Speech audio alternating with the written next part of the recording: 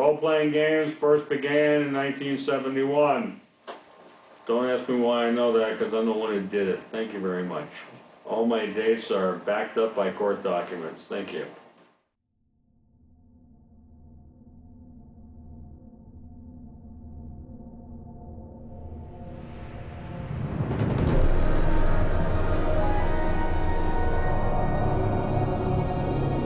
The king has died. There's chaos in the kingdom. The half-men have overrun Blackmoor, and you have to straighten it all out. The king's daughter needs help.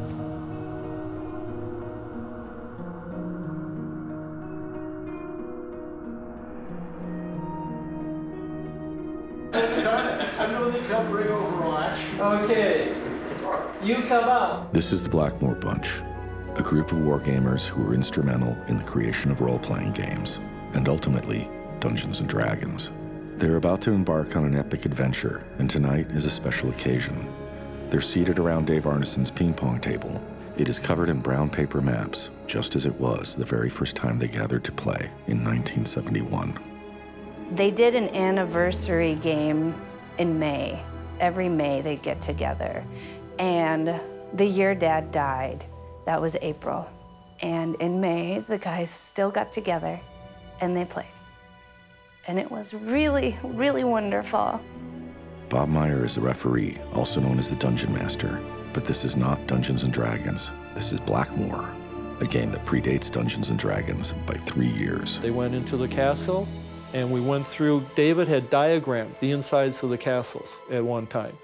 And they went through and they cleared out the castle of the orcs, and that was to be the start of that adventure from the past of Blackmoor, because that's what I wanted to get back to. There are no playing pieces in this game. All you need is paper, pencils, and some dice. What matters most is how you play the game. You combine storytelling and make-believe. The campaign meant so much to all of them. It wasn't just something that was important to my dad. It was an opportunity for each member to get back into that world and participate and have some experiences and see what was going to come next.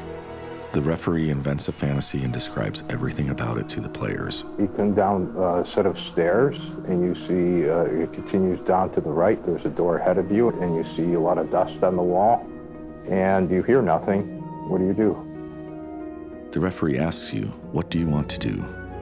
The story has begun, and now it's up to you to decide. What do you want to do? Do you light a torch so you can see better in the darkness? Do you look around the corner, or maybe you press your ear against the door to see if you can hear anything coming through from the other side? This pattern repeats endlessly, building a shared, imaginary experience. I didn't give them any rules. The rules were different. They were here, just like David had done.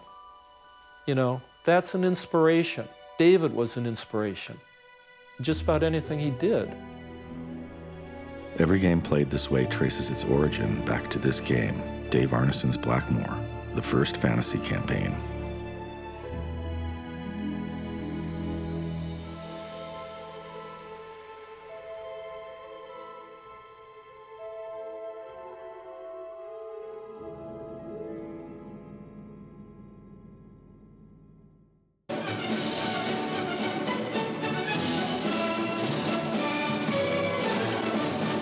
This year, 1 million games will be bought and played by hobbyists in one of the fastest-growing leisure time activities in America, wargaming. By the mid-1970s, wargaming is a common pastime in America.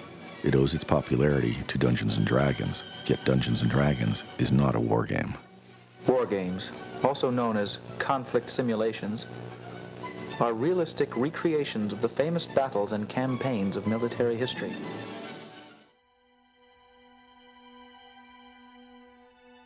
I never knew when they were playing Civil War or Dungeons and Dragons. I never knew. They didn't make a big announcement, we're going to play this now, you know. Just kind of evolved is the best word I can think of, slowly. He loved history and he loved research, and this game naturally evolved and came out of it, and he obviously loved that and went with it. But I don't think it was his plan as a kid, as a young adult, to become some entrepreneurial game designer. Arneson, his group is ground zero with the concept. That's Arneson. And then he brings it down and showcases it to us, and then we take it from there. What we essentially did, what I keep on saying, is that all we did was add a different icing to his already sumptuous cake, okay? But without the cake, icing goes on the floor. It was just fun, and it was so much make-believe. That was the best part. You are in that room where the orcs were just killed, right? Yeah. Okay. Well, we're gonna have the scout check out that next room. Okay, we'll follow the same procedure going into the next door. Okay, now. What are you doing? I'm turning troll. One very wide awake troll. And then he sees you. What you doing? I'm gonna attack him one more time. Okay. Don't mind me, I'm your acupuncturist.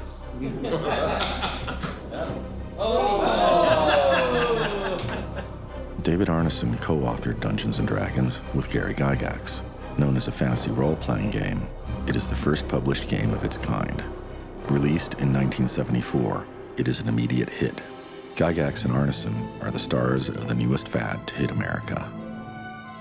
In 1977, TSR begins the release of a new version of the game, Advanced Dungeons & Dragons.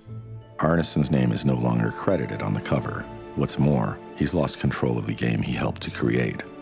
Over the next few years, sales go from hundreds of thousands of dollars to tens of millions. In David's case, just as fame was really landing on the Dungeons & Dragons, he became involved in the difficulties inside TSR and was kicked out of the company. And the power passed to other people. And so when the spotlights are suddenly shining on the stage, he's just been dragged off stage. What I understood of what happened is that, they came to a creative parting of the ways. Dave left TSR, and then Gary shut him out as far as information about the game, about the company, shut him out on what Dungeons & Dragons was doing, as he developed new directions for Dungeons & Dragons, he wasn't letting Dave in, and he wasn't paying him royalties that made any sense. TSR, my understanding was making quite a bit of money, and that the company was growing very fast, and Gary Gygax was getting rich, and Dave Arneson was not. What at first seems like a perfect marriage of creative genius can quickly break down and become a feud, particularly if it involves both money and fame. If one looks at what Gygax writes about Arneson before their falling out, Gygax and Arneson seem like a team, and there is warmth and admiration between them. Gygax calls Blackmoor the first Dungeons & Dragons campaign, saying that it existed before Gygax creates Greyhawk, the Lake Geneva campaign. He was just a very normal person. You would never, if you just talked to him and didn't know his name, you would never know he invented Dungeons & Dragons and stuff. He just was a very, very common person. After the schism happens between them, Gygax writes editorials in the Dragon magazine, minimizing Arneson's influence on the game. That all Arneson ever did was to compile 18 pages of notes. That Greyhawk is the first Dungeons & Dragons campaign. To the newer generation of gamers, Arneson's legacy is simply sour grapes. His contribution is forgotten, if not actually suppressed, to this day. Yet the question needs to be asked: who invented role-playing? And if Arneson didn't invent these adventure games, why is his Blackmoor known as the first fantasy campaign? This is the test run of the heat sealer. This is a pristine copy, an unopened copy. It's the only unopened copy of First Fantasy Campaign that exists today. Judges Guild has had this the whole time.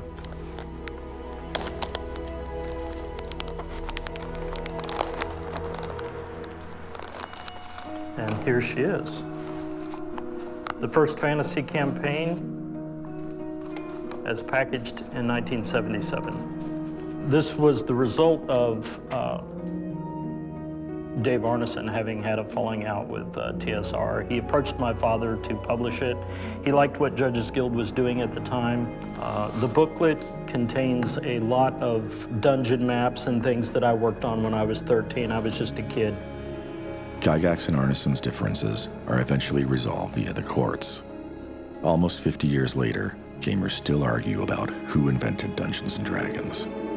I'm trying to get rid of the arguments. I just want to have it that these two men came up with a fantastically great idea. You can't hash it over and over. It's done with, and Dave's no longer here with us either. And so that's sad because he was such a nice guy and stuff, and anybody who met him liked him. A billion-dollar industry would not exist today if not for Gygax and Arneson. It is an irony that modern editions of Dungeons and Dragons do not have either of their names showing on the cover.